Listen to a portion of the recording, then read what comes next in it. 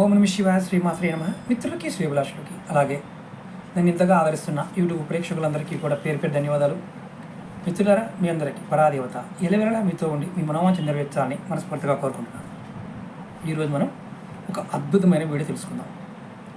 ఈ వీడియో మీకు ఎంత పవర్ఫుల్గా పనిచేస్తుందంటే, జాతకంలో బుధుడు బాగోకపోయినా, శుక్రుడు బాగోకపోయినా, శని బాగోకపోయినా ఈ పరిహారం ఒక అద్భుతాన్ని సృష్టిస్తుంది.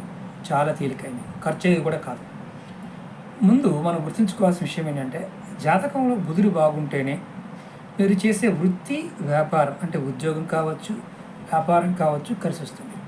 అలాగే శుక్రుడు లావిష్నెస్, కార్లు, బంగ్లా, ఇల్లు, సుఖము, సంతోషము, ఇవన్నీ అంటే అన్ని రకాల సుఖాలకి శుక్రుడు కారణమవుతాడు. అలాగే లక్ష్మీ కారకుడు కూడా శుక్రుడు. జాతకంలో శుక్రుడు బలంగా ఉండాలి.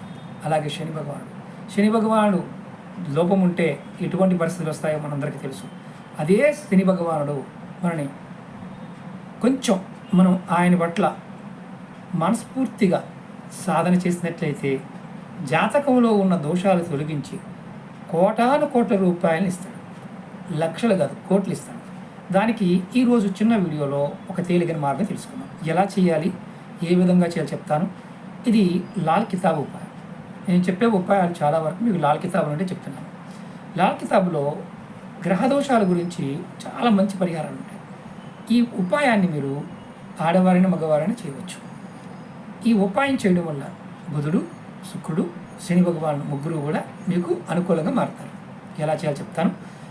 అలాగే మీకు ఈ వీడియో నచ్చినట్లయితే లైక్ చేయండి. ఛానల్ని కొత్తగా చూసే మిత్రులు సబ్స్క్రైబ్ చేసుకొని పక్కనే ఉన్న గంట సింబల్ని యాక్టివేట్ చేసుకోండి.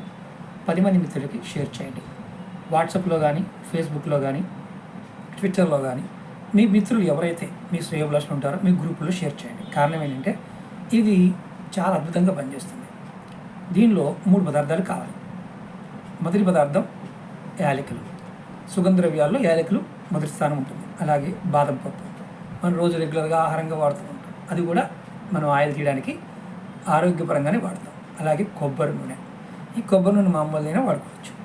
ఏం చేయాలంటే, ఒకరోజు అంటే ఏ రోజునైనా ఈ ఉపాయం చేయవచ్చు. దీనికి ఏమి స్నానము నిబంధన అంటే ఏమీ లేదు. చేసేటప్పుడు పెట్టుకునేటప్పుడు మాత్రం నిబంధన ఉంటుంది. అది మాత్రం గుర్తుంచుకోవాలి. మొట్టమొదటిగా మీరు ఏం చేస్తారంటే, బాదం పప్పులు అలాగే యాలకుల్ని పౌడర్ చేసుకోండి.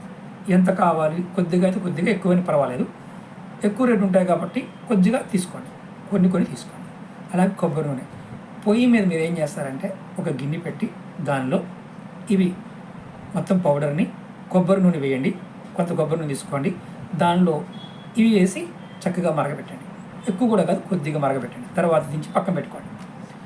ఉదయాన్నే అంటే 2వ రోజు ఉదయాన్నే, మీరు సాయంత్రం చేశారనుకో, రేపు ఉదయాన్నే దానిలో ఉన్న ఏదైతే యాలకులు అలాగే వేసిన పప్పు తీసేసి, బాదం పప్పు అంటే పౌడర్ వేసాం కదా, దాన్ని చక్కగా మీరు మనం వడబోసేది ఉంటుంది కదా, ఆ వడబోసే దాంట్లో వేసి నూనె మాత్రమే తీసుకోండి.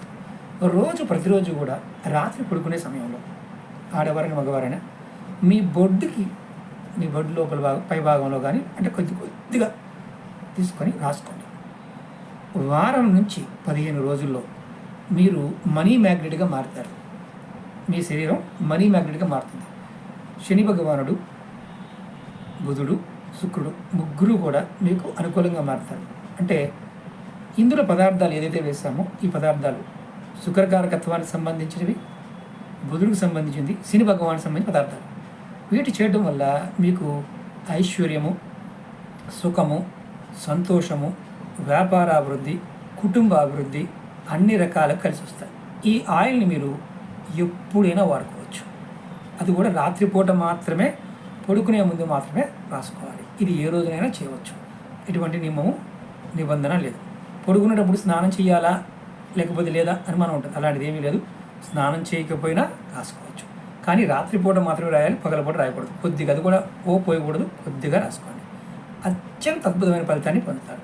ప్రయత్నం చేయండి, ఫలితాన్ని పొందండి. ఓం నమ శివాయ శ్రీమాత్రే నమః.